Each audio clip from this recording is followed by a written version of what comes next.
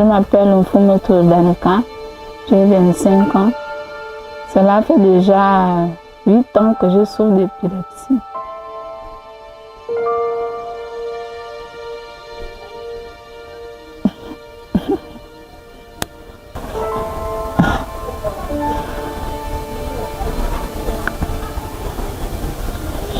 En 2020, j'ai fait une crise de paludisme, mais lors de ma crise, j'ai eu des crampes en fait, comme si mes os se contractaient, s'il faut dire ça comme ça là. Donc, j'arrivais pas à décontracter mes os. Et ça m'a pris, c'était lors d'un travail, on peut dire plus ou moins assez un peu physique, on travaillait la terre. D'être là derrière la maison, chez le voisin, on faisait des petits bricoles. Et lorsque ça m'a pris, je suis tombé directement raide. Je m'appelle Mwanda Ngolo Klein Rude, j'ai 29 ans. Je reviens de Mwanda. Bon, j'ai commencé à tomber malade quand j'étais à Mwanda. Maintenant, au fur et à mesure, après avec les prières et autres, je me suis retrouvée ici à Libreville à cause de mes parents qui m'ont amené, malgré leurs efforts, ils m'ont accompagné et autres. Et puis, on m'a amené ici là pour les soins. Je commençais à suivre. Ma première crise d'épilepsie, c'était à Oya, dans la province de Guadeloupe, en 2016. J'étais en classe de seconde. Bon, c'était pas l'argent. À chaque fois, je faisais des crises. Mais pendant les crises, parfois, je tombais même dans les os. C'était pas vraiment l'argent. Beaucoup se méfiaient même de moi. Parce que j'avais des crises d'épilepsie. Beaucoup ne voulaient même pas être amis avec moi. Parce que je souffrais des crises d'épilepsie. Donc, ma mère a demandé l'affectation puisqu'il n'y avait pas de neurologue dans la province de Guadeloupe. Nous sommes venus dans la province de l'Est-Hier. Mon but, lorsque j'ai ces crampes-là, c'est de rester au sol, essayer de tendre mes bras. Mais lorsque j'essaie de tendre mes bras, je n'ai pas assez de force. Quel que soit le nombre, comme la première fois, quel que soit le nombre de personnes qui vont vouloir essayer de me tendre les bras, même si, je ne sais pas, même s'ils sont forts comme quoi, sincèrement, ils ne vont pas pouvoir. Bon, dans les débuts, ça s'est manifesté comme en étant... Bon, j'étais comme si je ressentais comme si j'avais un peu peur, froid, et puis comme si j'entendais un peu les voix des gens. C'est comme ça que ça s'est manifesté. Parfois, c'est une crise d'épilepsie. Ça arrive pendant quelques minutes. Après ça peut faire 2 à 3 crises d'épilepsie, même jusqu'à 6 dans la journée. Vraiment, c'est pas l'argent. Et par rapport à le traitement, il y a certains médicaments qui ne sont pas assurés par la CNAMGS, comme la motrigine. La motrigine n'est pas assurée par la CNAMGS. Un carton coûte 12 500. Donc, il me faut 3 cartons de la motrigine. Donc, c'est un peu difficile. Quand il n'y a pas ces cartons de la motrigine, je fais encore les crises. C'est comme si c'était pour la première fois que j'ai les crises d'épilepsie. Donc, ça calme, mais ça ne guérit pas. Ça ne guérit pas d'épilepsie. Quand il n'y a pas les médicaments, je rechute encore. Malgré ça, ça défigure complètement mon visage. La première chose que je demande, comme je fais une crise d'épilepsie, c'est le miroir. Parce que quand je fais une crise d'épilepsie, j'ai des graves blessures, que ce soit au niveau du visage, que ce soit au niveau du corps. C'est un peu ça. Beaucoup se moquent de moi parce qu'il me voit avec le dessus. Mais moi, je ne m'en occupe pas parce que je sais que je souffre d'une maladie qu'on ne considère pas. On considère seulement le jour du cancer, du sida, la tuberculose, mais on ne considère pas la journée de l'épilepsie.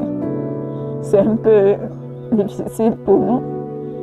Et parfois, comme j'ai eu mon bac en 2022-2023, dans les différentes écoles, on demande le certificat médical. Mais j'ai peur d'amener le certificat médical en disant que je suis malade d'épilepsie, si on peut m'accepter. Je ne sais pas si on pourra m'accepter avec le certificat médical qui dit que je suis malade de l'épilepsie. Je suis Dr Maël Ndao-Eteno, médecin enseignant-chercheur, assistant au département de neurologie de la faculté de médecine de l'Université des sciences de la santé. Par ailleurs, neurologue au centre hospitalier universitaire de Libreville. L'épilepsie, c'est une maladie neurologique chronique, maladie neurologique parce qu'elle touche le système nerveux, chronique parce que c'est une maladie qui, dès qu'elle s'installe, normalement, c'est jusqu'à la fin de l'âge. Donc, elle ne s'arrête pas. D'accord ? C'est une maladie neurologique chronique, je me répète, qui est caractérisée par la répétition de ce qu'on appelle les crises épileptiques, de façon simple. D'accord ? Les crises épileptiques, ce sont des manifestations qui sont soit physiques la plupart du temps, mais qui peuvent être aussi psychologiques. Elles peuvent être motrices, donc des mouvements. Elles peuvent être sensitives, des sensations. Elles peuvent être sensorielles, donc on capte certaines choses, donc visuelles ou auditives. Et elles peuvent même être psychiques. Donc c'est tout ce polymorphisme-là qui crée la maladie épileptique. Et quand on a une répétition des crises, à ce moment, on parle d'épilepsie. Alors techniquement, pour ce qu'on appelle l'épidémiologie, donc les chiffres sur la maladie, l'épilepsie, en 2022, l'OMS a estimé à environ 50 millions de personnes atteintes d'épilepsie dans le monde. Donc dans ces 50 millions de personnes, il y a à peu près 4 millions de nouveaux cas chaque année dans le monde entier. L'Europe et l'Amérique du Nord, à peu près 4 millions de personnes. Et l'Afrique subsaharienne, et même l'Afrique à elle seule, a 2 à 3 fois plus d'épileptiques dans le monde. C'est pour ça que c'est une maladie qui est très importante dans nos régions. Les raisons évoquées de cet écart sont à plusieurs niveaux, notamment la faiblesse des infrastructures, le peu de neurologues, peu de spécialistes pour traiter la question. Il y a aussi qu'elle est sous-diagnostiquée le plus souvent à cause des croyances et des fausses croyances et des mythes qui tournent autour de la maladie. Et c'est ça le combat, si vous voulez, de l'équipe de neurologie de Libreville, même de toutes les équipes de neurologie africaines, pour essayer de lutter contre ces croyances-là qui nous permettent de mal évaluer le phénomène finalement, ou de mal le prendre en charge. Donc pour les chiffres, si on veut parler au niveau de l'Afrique, j'ai eu la chance de diriger une étude récemment qui a fait la synthèse un peu de toutes les études qu'il y a eu en Afrique subsaharienne sur l'épilepsie pour en avoir la prévalence. La prévalence, ça veut dire le nombre de cas qu'il y a à peu près en ce moment en Afrique. Donc nous tournons autour d'une prévalence de 17 pour 1000.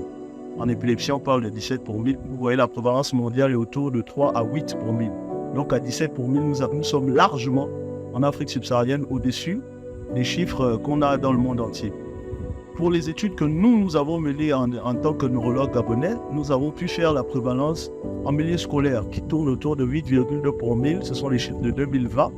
Donc ça, c'était seulement en milieu scolaire. On n'a pas pu faire en population générale. On invite les autorités ou les AMBN à nous financer parce que ce sont des études qui coûtent cher. Donc on a une prévalence à peu près de 8,2 pour 1000 en population scolaire en 2020 à Libreville. Donc c'est un peu ça l'ampleur du phénomène. On constate tous les jours qu'il y a une recrudescence de la maladie parce que nous sommes de plus en plus nombreux les neurologues. Et donc, si on a la chance, on pourra avoir des chiffres plus précis. Donc, on a dit que c'était l'épilepsie. On a parlé un peu des chiffres.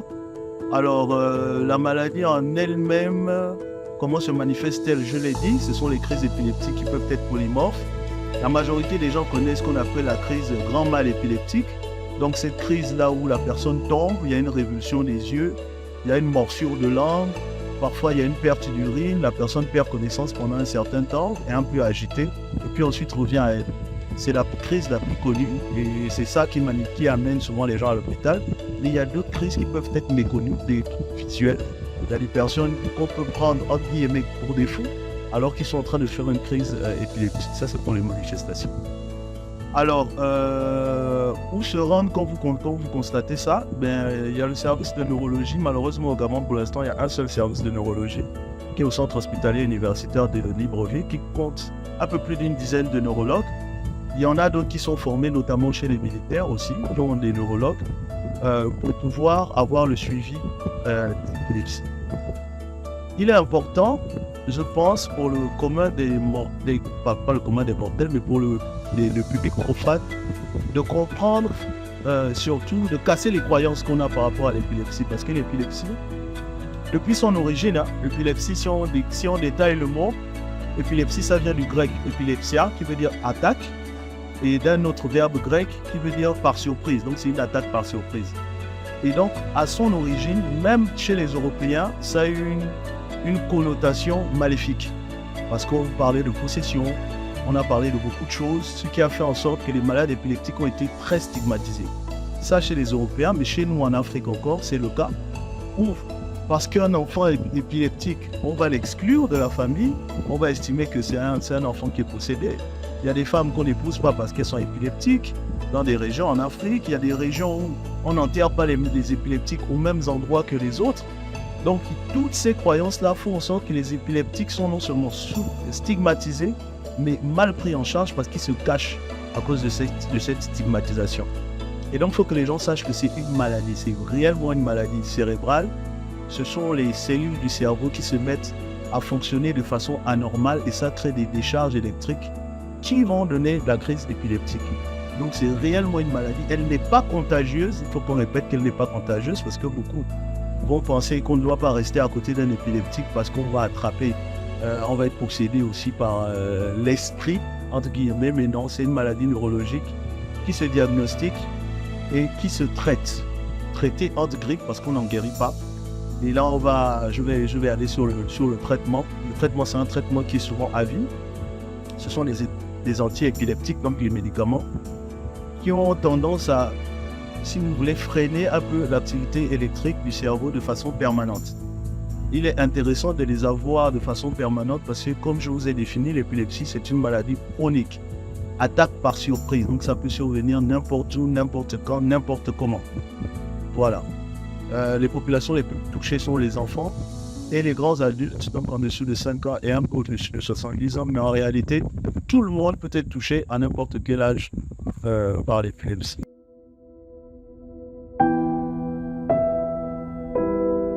Je m'appelle Aliou Dodo. Je suis le père de Ibouili. Et cet enfant-là souffre d'une pathologie que je ne savais pas avant. Mais vraiment, ce qui m'embête, c'est le coût. C'est le coût vraiment de ces médicaments et de ces examens-là.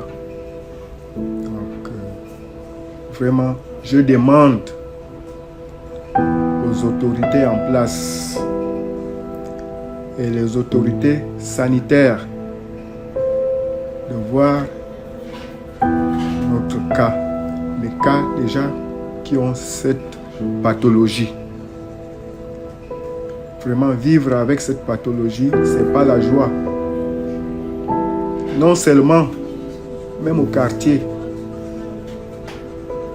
quand on a vu l'enfant se contracter comme ça, après c'était des moqueries, ça riait à gauche, ça riait à droite.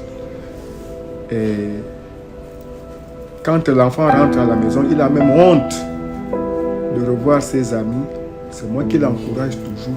Et nous tous ici à la maison, on lui dit non, tu ne dois pas avoir honte, c'est une maladie comme toute autre.